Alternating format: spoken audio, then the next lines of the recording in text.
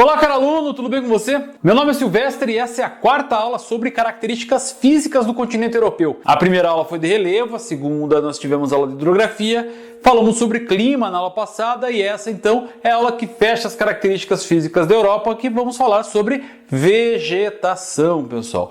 A vegetação da Europa, assim como a vegetação de qualquer continente, vai obrigatoriamente acompanhar as características climáticas de uma região, ok? Então, um determinado clima numa determinada região vai garantir o surgimento de um determinado tipo de vegetação. Quer ver um exemplo? Aqui na tela agora, mapa de climas da Europa. Estão vendo essa característica aqui? Agora percebam o mapa de vegetação.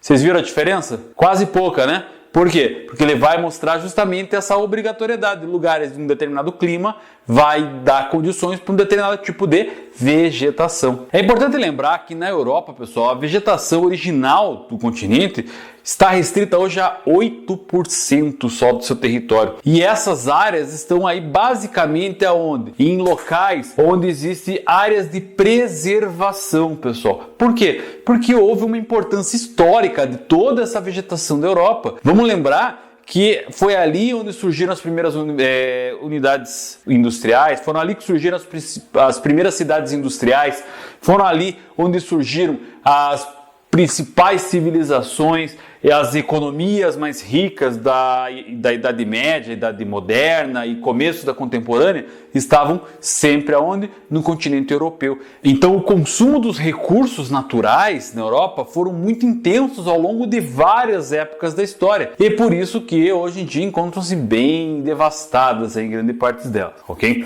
Mas vamos lembrar que tudo isso tem importâncias históricas, ok? Outra situação importante aqui é que as vegetações da Europa, como eu já falei, elas se dividem em clima. Elas têm aqui então as florestas temperadas, as pradarias e estepes, a vegetação mediterrânea, a taiga e a tundra. Ah, Silvestre, o que são neves eternas? É porque uma determinada área do clima polar, ela acaba tendo, obviamente, aí essa neve eterna e impede com que haja formação de vegetal. E por isso, então, nós não podemos levar em consideração isso aqui como uma vegetação, porque ela de fato não é vegetal, ok? É áreas onde não brotam vegetações. Então a gente descarta essa parte aqui de neves eternas. Combinado? Bom, vamos entender então, vamos começar pelas florestas temperadas. As florestas temperadas, elas estão predominantemente no clima temperado oceânico, galera, ok? Elas são formadas principalmente por árvores caducifólias. O que são árvores caducifólias?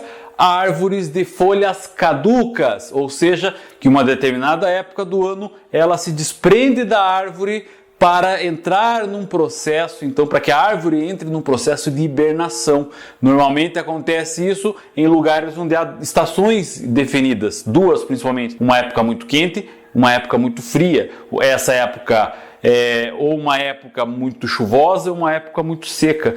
E isso então é um dispositivo, uma adaptação que a vegetação acabou criando para se sustentar, para que se possa se perpetuar ao longo dos tempos aí. Então as árvores caducifólias acabaram tendo essa característica justamente porque existem esses regimes de temperatura, esses regimes de chuva no clima temperado oceânico, ok?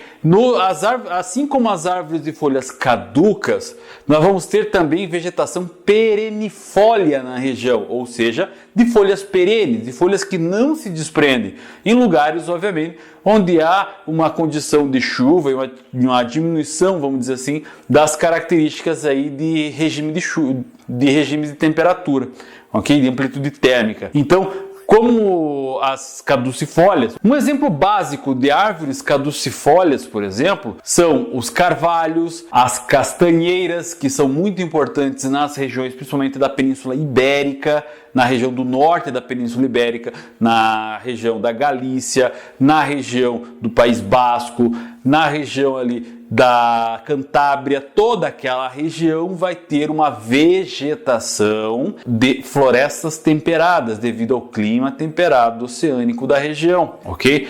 Essa região, então, vai ter ali a castanheira, vai ter ali o carvalho, assim como várias outras muito importantes na região. Ok? É importante lembrar que sofreram aí muito devastação devido, obviamente, a toda a utilização de recursos aí por séculos de sociedades. Ok? Bom, aí na área de clima temperado continental, ela vai ter uma parte dessa vegetação, dessa floresta temperada? Vai. Porém, o predomínio da região, o predomínio da área onde há o clima temperado continental serão de estepes e de pradarias, ok? Que é aqui, ó, pessoal. O que são estepes e pradarias? Pradarias seria algo parecido, pessoal, próximo da região dos Pampas aqui do Rio Grande do Sul. A região dos Pampas, onde tem aquelas gramíneas, aquelas colinas que eles chamam de coxilhas lá na região do Rio Grande do Sul, seriam as pradarias lá da região, principalmente da onde?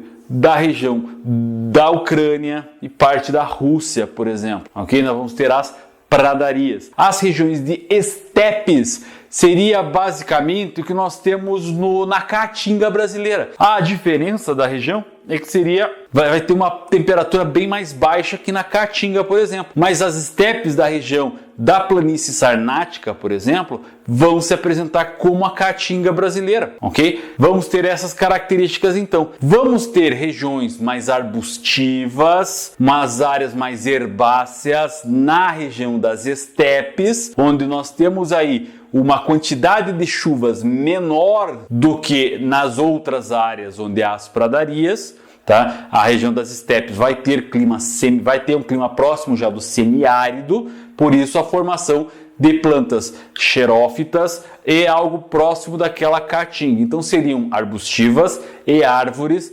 e plantações herbáceas e vegetação herbácea, ok? Na região das pradarias vamos ter principalmente o que? Gramíneas. Por quê? Porque ali vamos ter uma temperatura mais baixa, porém nós vamos ter uma quantidade maior de chuvas e vai dar condições para formar somente gramíneas. Então nós temos as pradarias. Na região onde há o clima temperado continental, devido a essa oscilação de temperatura ao longo do ano, essa amplitude térmica, devido a essa oscilação de regime pluvial, vai criar esses dois biomas nessa região. A estepe nas áreas com menos chuva e as pradarias nas áreas com mais chuvas. Entendeu? Continuando então, temos a vegetação mediterrânea. A vegetação mediterrânea está, obviamente, na região onde tem o clima predominantemente mediterrâneo. O que significa isso, Silvestre? O que é essa vegetação mediterrânea? São vegetações que precisam de uma adaptação muito forte pelo rigor do regime de chuvas e do regime de temperaturas. Então vai ter árvores de galhos retorcidos na região, algo próximo do cerrado brasileiro. A grande diferença do cerrado brasileiro para a vegetação mediterrânea é que o regime de chuvas na vegetação mediterrânea vai acontecer no período do inverno, enquanto que o regime de chuvas aqui no cerrado brasileiro acontece no verão. Então vão ter lá árvores de galhos retorcidos igual o cerrado brasileiro? Vai ter acidez no solo? Vai ter árvores aí secas, vai ter galhos secos ao longo do ano, em determinadas épocas de períodos sem chuva? Sim. Vai ter queimadas naturais nas vegetações? Vai.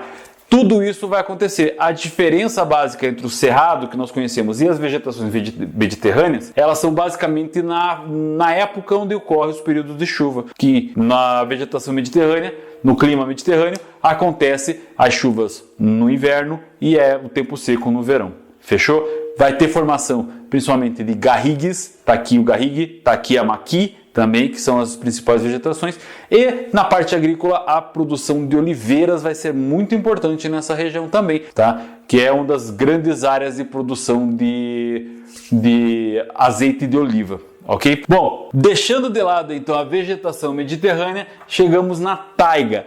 A taiga, pessoal, é aquilo que nós chamamos de florestas de coníferas. Onde ficam essas regiões? As florestas de coníferas ficam em regiões ao sul do clima polar, na região ao sul, entre ali na fronteira do clima temperado oceânico e continental e chegando já no polar, próximo ali da linha do círculo polar ártico, por exemplo. Essas florestas de coníferas são chamadas de vegetações aciculifoliadas. O que significa vegetações aciculifoliadas? Significa que tem folhas pontiagudas, próximos de agulhas, lugares a árvore é ácida, isso faz com que ela seja uma vegetação homogênea na região. Não vai dar condições para que outras árvores funcionem por perto. O pinus, que tanto tem no Brasil, por exemplo, é uma árvore exótica aqui, vinda justamente dessas regiões de taiga, que é formada justamente nessas regiões. Tem esse formato conífero que é para que a neve que cai ali não queime a vegetação, acabe se espalhando ao longo de toda a região aí e não acabe perdendo-se as folhas. É essa adaptação que ela acabou criando, ok? Então, ela é muito importante também para a economia dessas regiões, para a produção de papel,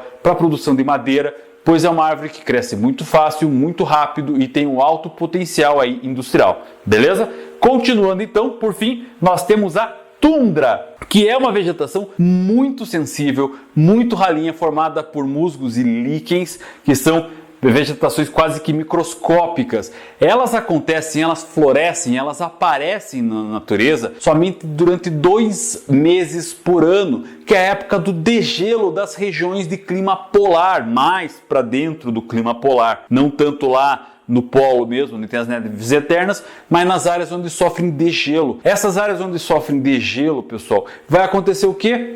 Vai gerar aí essa formação dessa pequena vegetação. Ó, dá uma olhada aqui, ó. É isso daí que nós temos a taiga, ok? Ela vai diariamente mudando sua coloração e porque ela tem aí um ciclo de vida muito pequeno, somente nesses 2 meses do ano, época de verão na região, onde acaba tendo degelo das partes aí. Quando acontece, quando volta o outono e começa a se resfriar, vai gerar novamente aí a cobertura de neve sobre essa vegetação que vai acabar morrendo. Então, por isso que ela tem essa estrutura muito sensível, por isso que ela tem essa característica muito simples de vida. Mas ela é muito importante para a sobrevivência de lebres, de cervos, de alces, de animais que é da região ali, de animais que acabam vivendo naquela região que acaba sendo casa, basicamente, que acaba sendo área nativa da tundra, ok? Então essas são as vegetações da Europa, pessoal. Lembrando então, as vegetações da Europa sempre vão acompanhar os climas da Europa. Ok? Bem lembrado disso, foca ali, dá aquela estudada, pesquisa. Eu fiquei com dúvida de alguma coisa? Leia o material, leia o mapa mental, veja as listas de exercício, preste bem atenção nas aulas, que eu tenho certeza que você vai se dar bem aí no vestibular. Fechamos aqui então as aulas de características físicas da Europa, ok? Segue com a gente aqui e você que está aí agora, muito obrigado por ter assistido essa aula e dá print na tela. Beijo, queridos. Falou!